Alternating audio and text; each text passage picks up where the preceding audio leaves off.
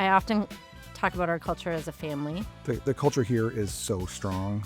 There's a play hard, work hard mentality. I consider many of the people that I work with my friends outside of work too, and that makes it fun to come to work every single day. I'm actually getting married in October, and there's a good number of Huron folks coming to the wedding. So really kind of the relationships that you build beyond the project, beyond work is something that when I talk to friends at other companies, it's just not there. And so I think that's a lot of what makes Huron special. This is so much fun.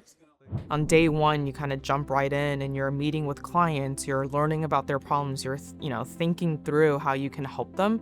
And so being able to be a part of that when you're new to Huron was really rewarding. I remember going on site one of my first weeks and I was in a client interview immediately, and it was pretty exciting way to learn, especially for people out there who are high achievers. If you want to develop fast and have palpable growth, this is a great place to be.